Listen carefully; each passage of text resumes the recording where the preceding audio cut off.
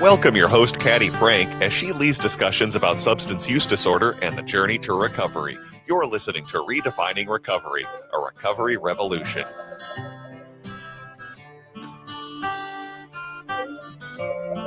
Well, welcome. Hi, here we are. Had to have a little volume come on there to make sure the peoples could hear me. Welcome to Redefining Recovery, a recovery revolution. I'm your host, Caddy Frank with Minnesota Recovery Connection. And before I introduce our incredible guests, I want to say thank you to some special generous funders, the Patrick and Amy Butler Foundation, Otto Bremer Trust, the Sauer Family Foundation, the Hardenborough Foundation, alongside other funders and other corporate and individual contributions. And if any of you are listening out there in Radio Land, we at Minnesota Recovery Connection can always use any donations to continue our incredible service that we provide at Minnesota Recovery Connection, doing peer-to-peer services. And across the table from me, I have two humans. Just say hi, everybody. Hi. Oh, there they go. Okay, it was short and sweet. So, Xianna, I'll get it one day. Xianna, why don't you introduce yourself? Who are you and where do you come from? Oh, so my name is Xianna, and I work as a CPRS and intake coordinator for Lighthouse Beginning.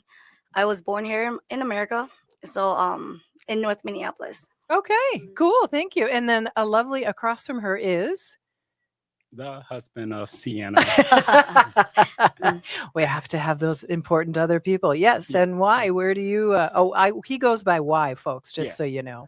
Yeah, my government name is Yang, but everybody call me Y. Why not? It's easy, right? Yeah. Why not? And where do you do your work these days? These days, I work as director for Lighthouse Beginning, also focusing on a lot of the peer support services, stuff like that, too. So, yeah. Okay, cool. Well, how we like to open up the show is we like to talk about, hey, Xianna. I got it right? Yep. Okay. I'm doing better. Xianna, what's right with you today? What's right with me today is I'm here and I'm sober. Wow. Brief and to the point. I love it. What about you, Y? What's right with you today? What's right with me today is that I'm able to wake up every day, kind of go through my recovery checklist and why I'm in recovery. Why are you in recovery?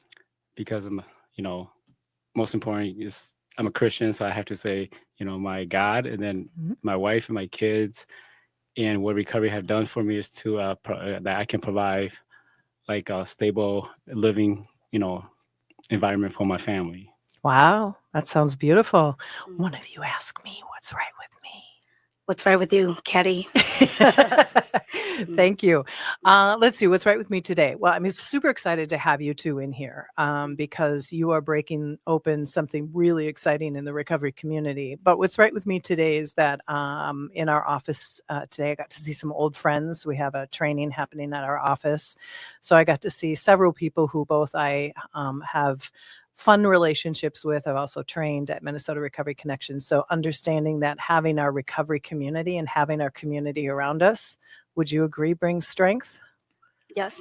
Absolutely. Okay. I'm going to get, this woman is not a quiet person. She's given me like 2 and 3 word answers. Either she's anxious or she's not sure what she's about to have happen. It's very funny to see you so very quiet. Nervousness kicks in. Nah, don't worry about it. You're just having a conversation with me, right? Yep. Talking about recovery. You know about recovery, right? Yep, I do. Okay. It's just these microphones look scary. Just imagine it's a huge ice cream cone and you just can't quite get to it yet. That's what you can do. So one of the reasons why I was thinking about bringing Moua and Xianna in here is because they are beginning the process of opening up a very culturally specific recovery community organization. And we call that the RCO in our recovery land. And I had the honor and absolute privilege of being at a town hall that they have. And we were talking a lot about, I wasn't talking a word, I was listening. I was listening to an incredible community who needs a lot of love in the recovery space, because we have a lot of people that are struggling with substance use disorder in the Hmong community. And which other communities are you representing? I mean, we could say Asian, but that's really that's too broad. Yeah. Yeah. So which communities would you say why are you representing in this? So we are representing the Hmong and also the Korean community. Okay. Hmong and Korean specifically. And then, well, how many languages are spoken like within those, in those two cultures? But because somebody was reflecting, they were using 3 different Yes. languages. You were saying. So like the Korean, they have their own origins of language, but then they also have to learn like Thai, and then now they have to come and learn English. Okay. So like in the Hmong, we have like 2 kind of dialects, white and green, and then we also have to add English to it. Okay. And then like the first or second generations that came to America, they also have to learn Thai to adapt to the refugee in Thailand too. So it's like 3 language that we have to learn. So. Well, and that's what I sort of picked up from when we were at the town hall, is that there was a lot of language that was being spoken, all of which I'm not familiar with, but beautiful to listen to. So Xianna, you said that you were born here in North Minneapolis. So give us the 2-minute version of your, how did you get to this space with Y? How did you met him? How long ago? And because I'm going to ask you about your recovery story in the next phase, but how did you get connected with this dude here? Oh, so yeah, he was in recovery at Teen Challenge, and I know his brother. So I was getting back into recovery from my reuse, and his brother was like, "Whoa, my brother's in treatment, and maybe you should get to know him." So. Yeah, that's how we met. Okay, so you were both in treatment at Teen Challenge. No, not he was at only me. Yeah, only you. Yeah. Oh, and his brother. Wait, your brother was in Teen Challenge, and he said that you should meet him. No, to clarify, okay, his brother is my friend, and he said, since you are in your recovery, you can meet my brother. He's in treatment. Okay, there we go. Okay, I got it. Yeah. I went round and round there for a minute. Okay. Okay. So you were in recovery at this point? Well, yeah, I was getting back into recovery. Okay. So you said you had a reuse. I had a reuse. Okay. So what kind of recovery time did you have prior to your reuse? I had 10 years. Okay. Okay. So sounds like maybe a little life happened there when a reuse came into play. So for all the listening audience, when we talk about reuse, you all might be familiar with the term relapse, which is a perfectly fine word, but we in the recovery community try to use some language that's not quite as stigmatizing. Would that be accurate? Yep, that's accurate. Yeah. And so one of the most important things that I took away from this town hall with the Hmong community, and I'm going to let Xianna and Yang talk about their organization, is that addiction and substance use disorder doesn't give a hoot who you are. Is that accurate, folks?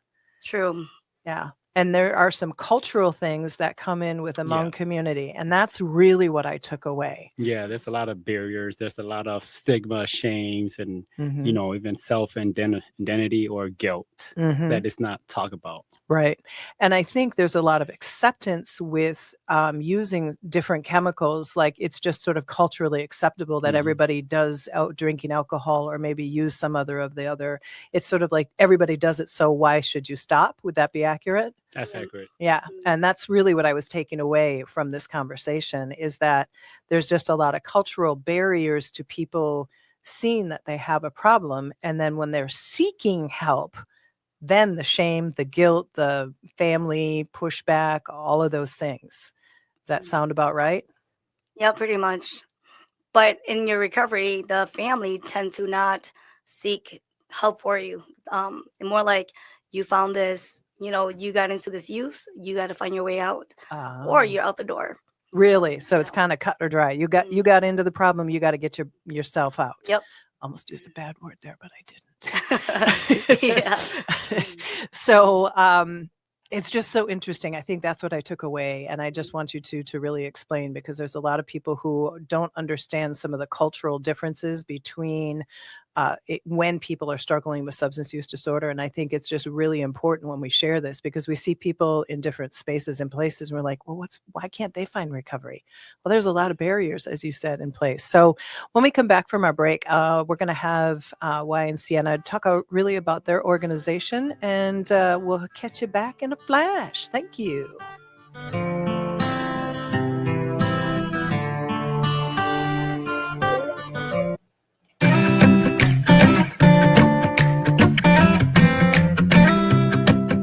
Welcome back, everybody. We are here with Moua and Xianna. We are going to be kind of diving into this conversation about peer recovery services and the recovery community and the Hmong community, and the fact that substance use disorder addiction doesn't give a who you are. It loves us all. And that's what we need to make sure that we're discussing with our greater community, both the people that are loving us, but as well as the people who see people out in the community and thinking, why can't they get their stuff together?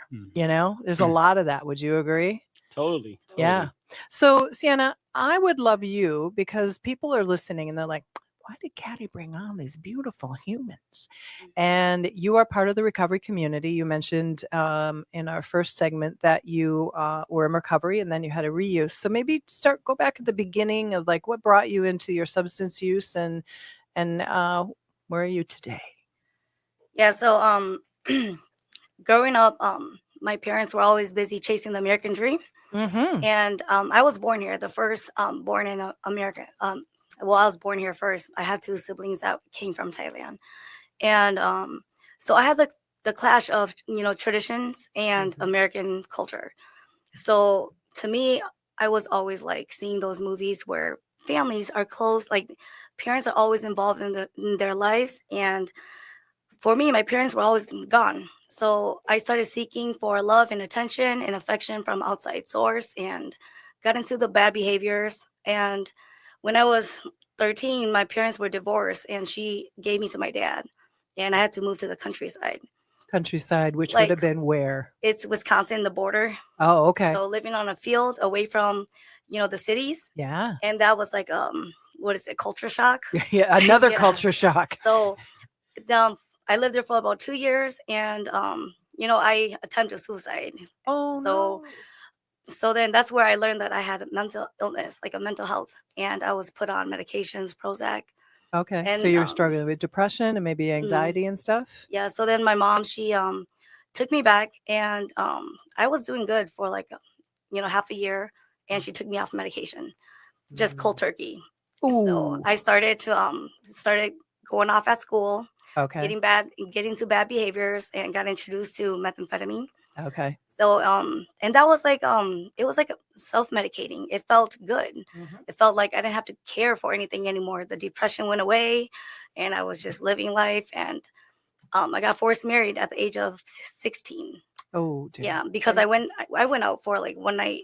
So that was like a dishonor to the family. Okay, so then culturally, then what happens is if you're dishonoring the family, then these cultural traditions come from another part of the world that you're going to get married off to control you to that. Would that be it? Yep. Well, it's basically you put shame onto your family. Oh. So they have to marry you off, or your bride price goes down, and you're just, not as valuable. And because you cast shame on the family, then you get married off so that the bride price. So what's a bride price? It's a dowry. Okay, the dowry. That still plays in today's world? Yeah, it still plays in today's world. Wow. Okay. Yeah. And so I got married to in high school, and my husband then was very abusive. Oh. But he was using too. So I think that came into play. Okay. And so we were young, we were forced to grow up, and I was getting beat up like almost every other day. So I had to drop out of school because they started asking me about all the bruises. I ran out of lies, and so I just dropped out. But then my use became heavy because that was, we're young, partying.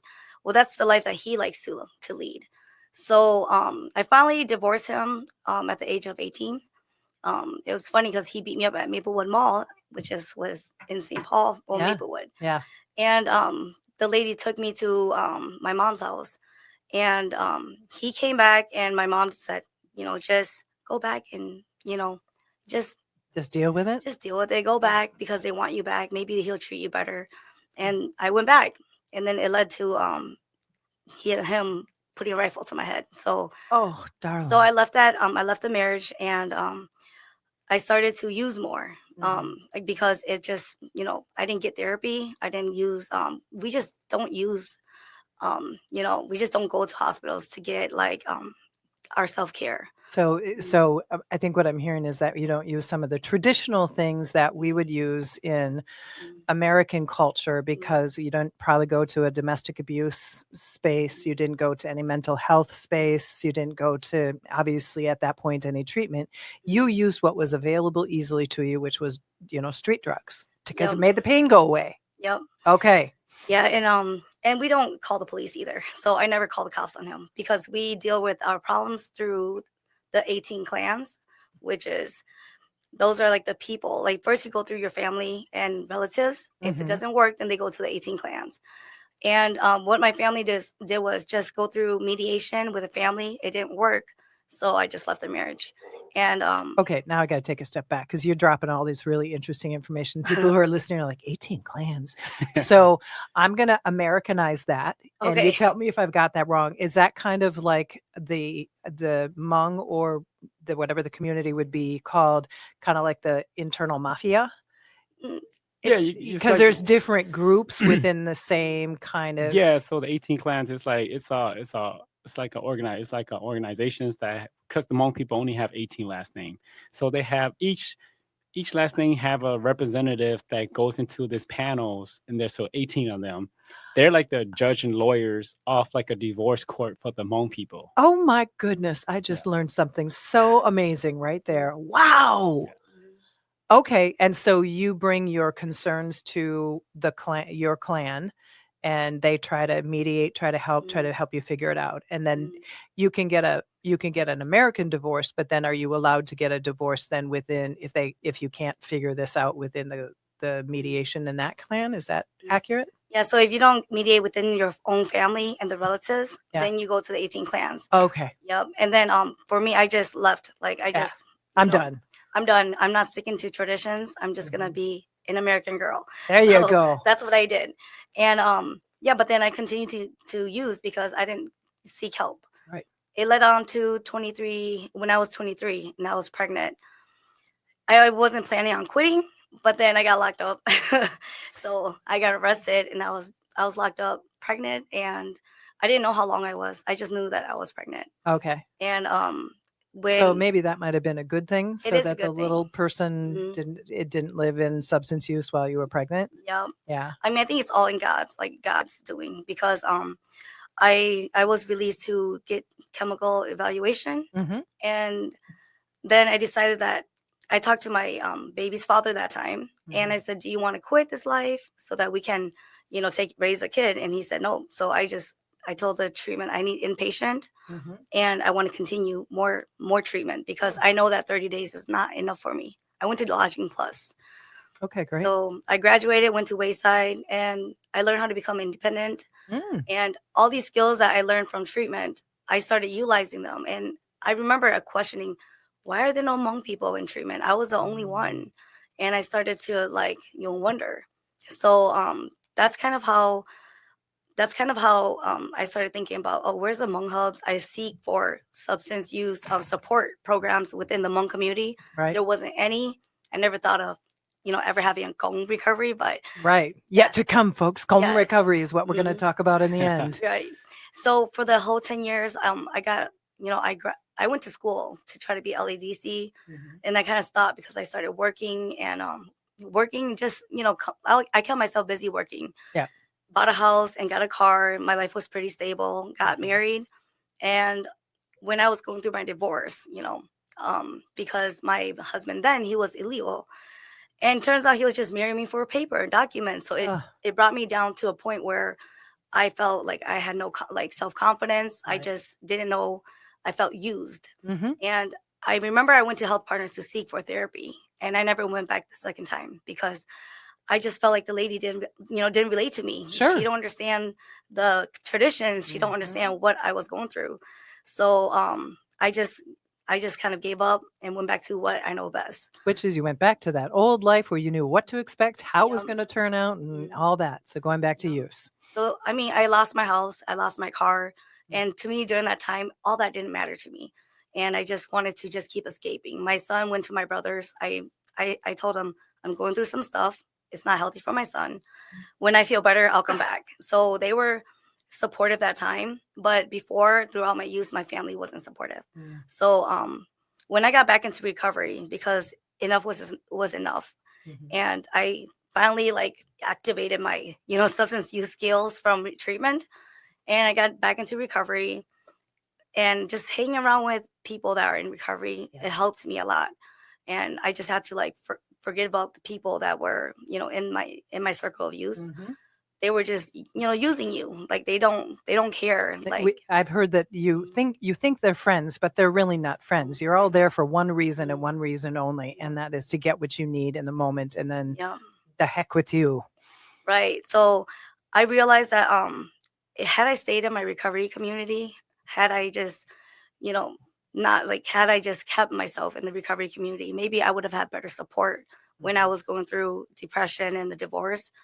But because I was sober for 10 years, got so comfortable with myself and the life that I was trying to build, that I kind of forgot that I forgot myself. I forgot where I came from. Yeah. Because I was this new person. So that's kind of how my story unfolded. And so right now, I'm staying in the community, the recovery community. I'm going to just continue to live in recovery because like what Yang tells people, it's like a cancer. It goes and it can come back. And we always have to work on it. Yeah, no, recovery is not a one and done. It is all day, every day, and it has to be. I put it on the top of my list. So Yang was on our show a while back, several months ago. Give us the snapshot because I want to give you some good time to talk about what you're embarking on now with your lovely wife. Yeah, it's fun to be back. I know it is. It's fun to see you. Yeah, to be in depth. I think it's been 8 months. Has it been that long? Yeah. Wow. Okay. Yeah, so a little bit brief. Me, more like cultural shock because I was not born here. I was born in Thailand, came here when I was 5. It's a very cultural shock. And it's kind of like similarity. My parents, they didn't understand English. They didn't know anything. So they have to work a lot. So we're always home. And we live like, say, the term ghetto, right? Or project. So we live in a projects. And, what kids does? What do kids do after school with no parents? You go play. We go play. We go hang out. And by the time I was 12, I was already initiated to a gang and got introduced into marijuana. And I was living a double life because I was good at it, because I was scared of my dad whooping my ASS. But then at the same time, I was so sneaky that I go to school, come home, do my homework and leave, and then go hang out with my gang. And I did that all the way until I was 18, trying new things, get into trouble with the laws. And by the time I was 18, my dad passed away, and I didn't know how to deal with that because being a Hmong man, they were taught us to have very, very high pride, where they say that, if you're a man, you're supposed to know how to control your emotions. You're supposed to know how to deal with your own problem. You shouldn't go like talk to mental health. And my dad and them, they never believe in modern medicines. They don't use it. They don't believe in it. They don't believe in talking to mental health therapists, psychiatrists, nothing like that. So when he passed, I didn't have nobody to turn to, right? Because I didn't trust anybody but him. So I didn't have no one to turn to. So the only thing that I know how to turn to is to my gang. And then I got introduced into methamphetamines, and that turned my life around. Upside down, Upside down, in a matter out. of days and months. And that happened when I was 18. I didn't graduate. That's how quick it turns my life upside down. And that I was supposed to graduate in May, and that was in March. In 2 months, I didn't graduate high school. And you were doing okay up until March, and then all of a sudden you got involved in this. I was being a gangster, but also I was intellectual. So I was always a B and A honor roll student too. Wow! But until my dad passed away, I didn't know how to cope with that grief and loss. Right. So I turned to self-medication, which is methamphetamines, and I lived that lifestyle from all the way until I was 23, and that's the only way that I know how to live. survival, right? And numb your feelings with drugs and alcohol so that you don't have to tell anybody how you feel.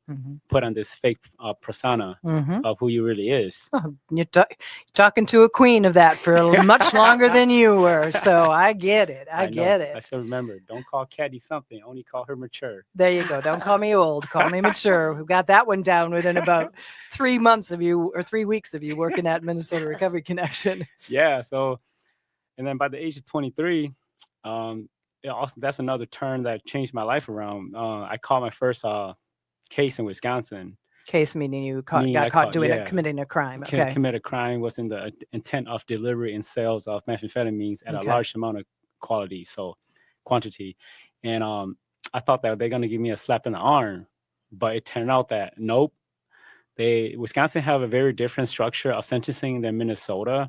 And at that time, it's 2008. So methamphetamine wasn't like nowadays. So they give me a 16 years and they said I have to do 9 in and 7 out. Wow. And eventually I went and did 7 years and put into a program, got out. But I didn't want to change, like it's kind of true what you see in movies and stuff like that. You go there, you're trying to find the next best connect, or you got that mighty high pride, like, hey, I did time now. It's like I'm good. I'm fine. I'm bad, right? Yeah. That's street credit. Yeah, street cred. Yeah. And then I came out. That didn't last too long. It only lasted like a year. And then my house got raided, and I went back in for possession of a firearm from being a felon. So I have to go back and do another 3 years and 4 months. But this time when I went around, I told everybody I knew that when I come out, like I was gonna try to be like a well-known drug dealer. Oh boy, you're rolling high there. Yeah, like I didn't learn. I didn't want to learn. I didn't want to change because that's my comfortability, right? Yeah. And plus, I can get new stuff. And get all the girls. It's amazing what our brain does. Yeah. We see this lifestyle, and now people see this on TV shows and movies, and they see these career criminals, and it's like it's that criminal thinking. It's like you're locked into this thinking this is the good life. Yeah, and it's one addiction's like one addiction's turned to another addiction, right? Say addiction of using turned to addiction of lifestyle, money, and all the material stuff that you want. So. Yeah, and then I got in trouble again, and then I got released. I got released in 2019. And what changed there is that, I want to change, but I didn't know how until 2020. 2 events changed in my life. One is that both my parents, they passed away from COVID. My stepdad and my real mom, they passed it from COVID. And there you go. I never dealt with grief and loss in my life. Right. I was never taught to do that. So I just went to using heavily, but like a couple months later in December, that's when my first son, you know him, the little one that come and run around MIC. Yeah, like a wonderful wildcat child. Yep. Yeah, he came into my life, and that changed my perspective of life. Like, hey, I lost my parents. They didn't get a chance to see my son, my one only son at that time, right? And I want to change, but I was already involved with the criminal justice again. I was already on the run from the police, catching new cases, and I didn't want to change until January, and they raided my house again. I had to go, and then this is where I say, you know what? I give up, right? Enough is enough. Enough is enough. And I heard about, Teen Challenge. I put my application in, I got accepted. And you guys know the rest of the story. That's where I met my wife, Xianna. She was in her recovery, introduced by my brother. And that's how we all started from that point and then until now. And here we are in recovery. Well, thank you for that recap. It's interesting because I think why I wanted you to tell a little bit of your story is because people that are listening either are going to go, yeah, that's me too. Or people who are listening who are not necessarily familiar with why people get caught in this cycle. And it might not necessarily that you get involved with justice system, but you get caught in a cycle of using, or like you said, a lifestyle, or you just comfortability, something like that, getting comfortable. And it's hard to break that, and you need something to impact that. So now you two are married, and you're lovely, and you've got little humans around you that keep you busy, and you're in school, and then Y is sitting at Minnesota Recovery Connection going, I think I want to open up my own organization. And we're like, dude, do you know what you're getting yourself into? And he's like, I got this. So, and then your lovely wife is alongside you Mhm. saying, I think this is great too, because you go to treatment and there's nobody that looks like you, nobody that sounds like you. And you're like, what are we going to do? So, talk about where's the origin of KOOM? Well, I brought it up first. I told him, hey, you're in the recovery field. You know a lot of people.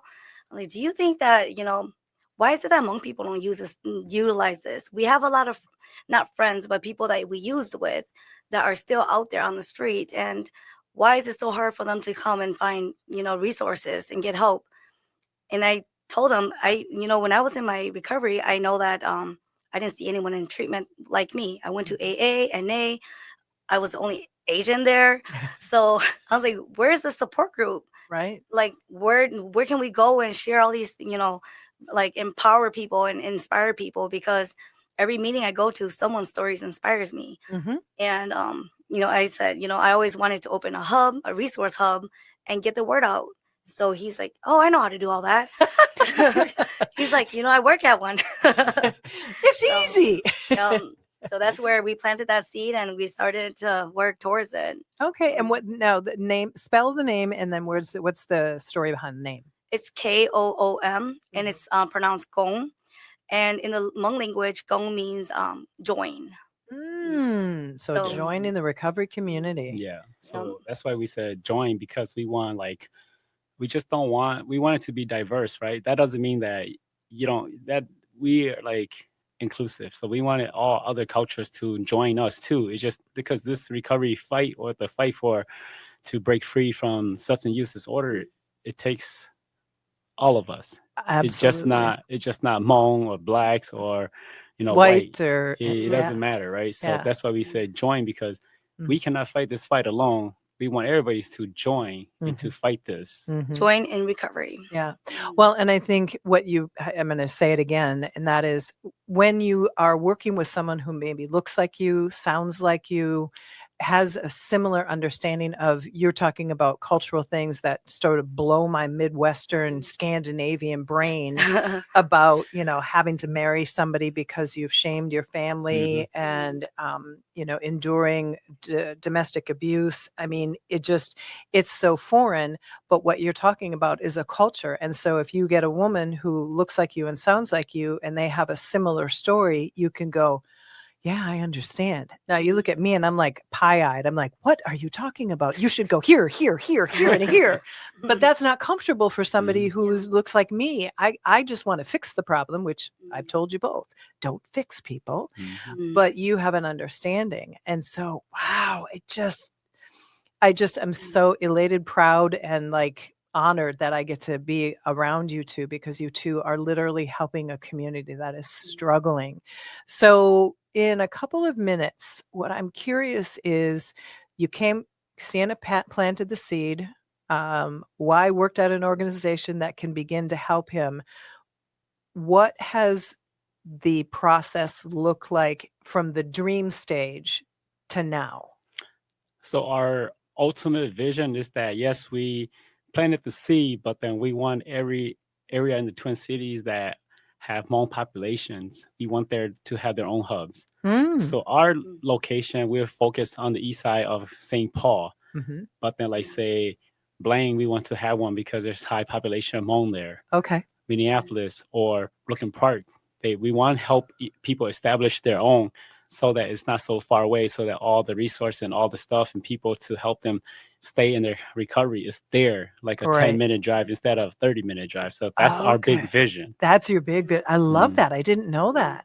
Yeah. So you have the Hmong, the KOOM recovery community organization, and then I'm going to call it like a satellite space in all these other neighborhoods where you all share the information that is learned either from one to the other but then you're actually going to the specific communities where the population is. So that's a part of the vision, but the biggest vision for us is to break the silence of substance use in the Hmong community, because we don't talk about it. It's been pushed under the rug for a long time. And we want it to become a norm in the Hmong community to talk about it, to have people in recovery go and speak up about their story. And we don't see many people in recovery that are Hmong that goes back out there and share this story. Due to, I'm a new person, I'm not going to talk about my past life because people's going to judge me. But we want to break that barrier. We want to break that stigma. And we want to be able to use our story to empower and not to, shut down. Wow. Oh, we've got another segment coming in. I'm so excited because I want to hear more. This is just so amazing because the recovery community needs everybody represented because addiction doesn't give a hoot who you are. So when we come back, we're going to continue this incredible conversation with these two incredible people about their recovery community organization. Thank you for joining Redefining Recovery, a recovery revolution. Okay. Welcome, all of you to Redefining Recovery, a recovery revolution on AM 950. I am your host, Katty Frank, and I am bringing back two beautiful humans talking about the upcoming birth of their recovery community organization called KOOM. KOMM. I'm going to get KOOM. KOOM. See, I'll get it right at some point. So I would love them to continue talking. We talked in the last segment about sort of the big dream and that you sort of, Xianna, were like, I want to start this because I need people that look like me and sound like me, and I want to break the silence. So talk about, there's the silence and then there's the organization. Just give me some more information about how this is coming to be. Okay. At first, when I started doing this, I thought that it was super easy, right? Just like every business, it's easy to open up. Yeah, I thought that was gonna be like a LLC where I could just file a piece of paper for $250. And boom, there goes my business, right? Yeah, not so much, huh? Not so much with the nonprofit. With the nonprofit, there's like, nonstop, non-sleep, and and a lot of back end stuff. And trust me, it's hard, but it's worth it at the end. Well, in a lot of conversations, we've got a lot of Wendy Jones, Chris Kelly. We've got a lot of people in our recovery community that have been supportive of this and giving you tips and tricks. So Xianna, you've been talking to who in your community that are sort of backing this whole idea?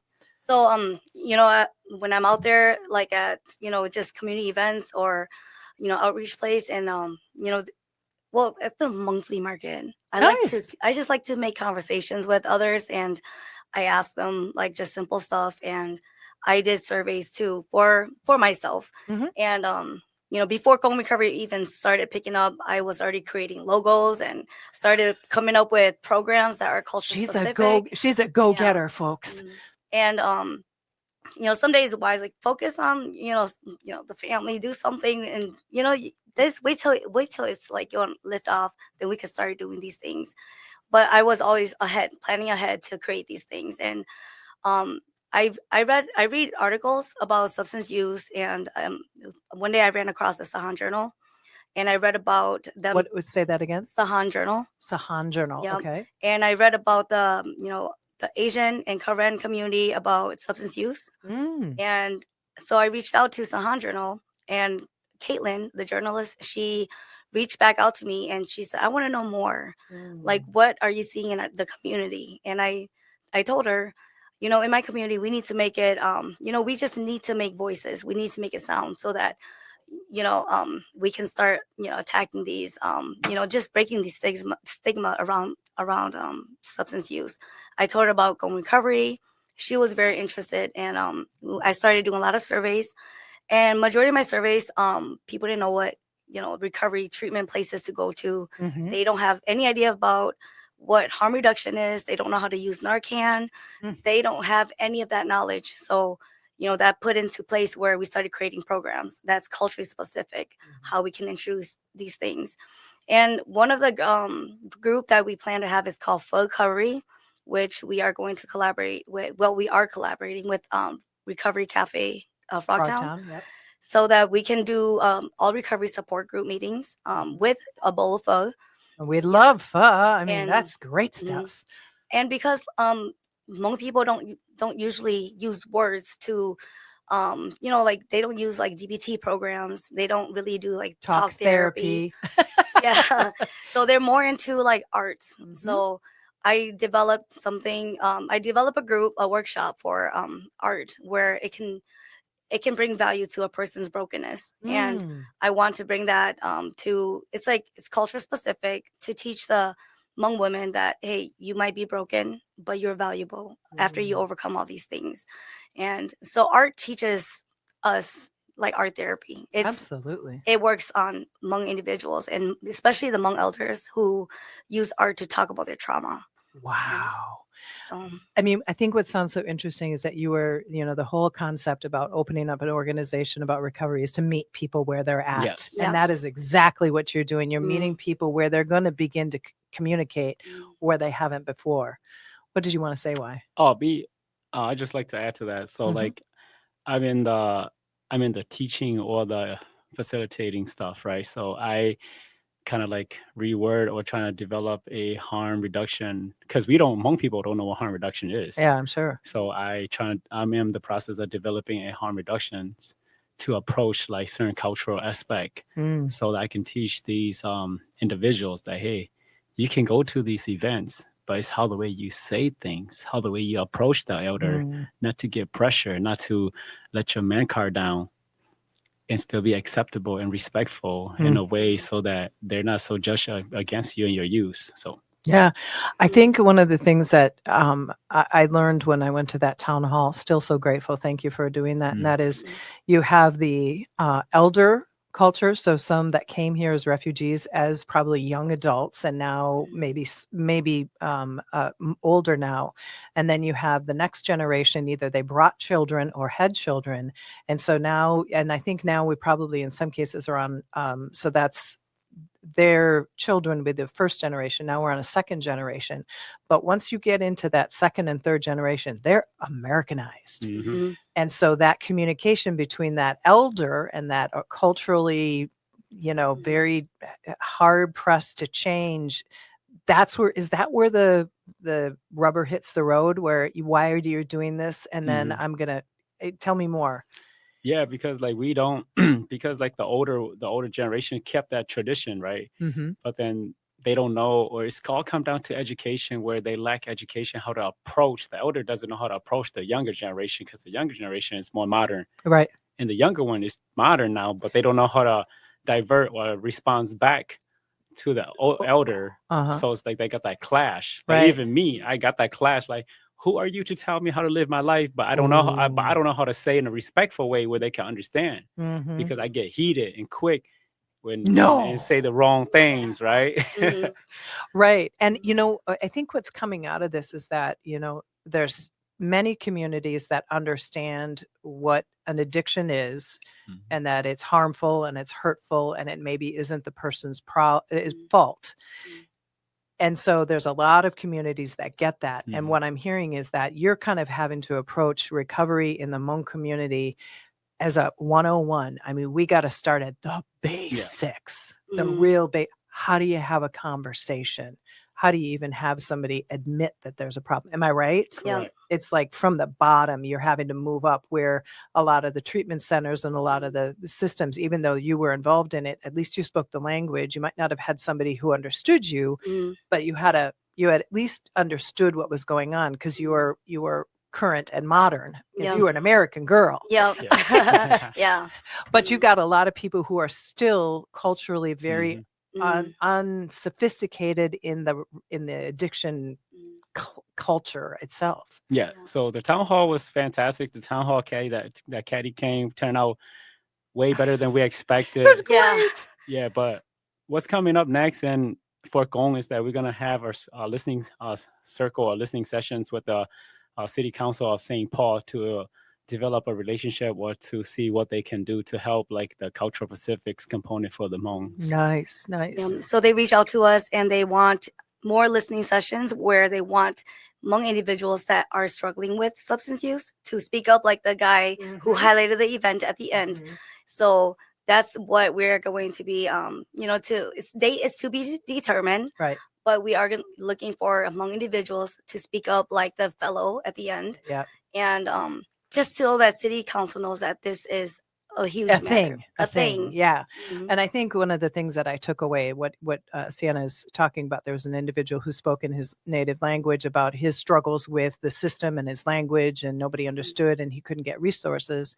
And I think that's where the important part of this is that we have to tell people out loud Mm. what's going on, because too long and for too many decades and maybe centuries, it's like we can't talk about this because it's shameful. It's all these things. Mhm. So I am just so thrilled that you two are here. Thank you, No, Xianna. thank you for having us. Thank you for having us. Yeah, absolutely. So more to come on KOOM's future. I might be part of the organization at some point. You just are. in the back, You are. okay, in the back of the house. But thank you for listening to Redefining Recovery, Recovery Revolution. Say goodbye to the people. Goodbye, and Yeah. watch out for listening. Yes, thank you.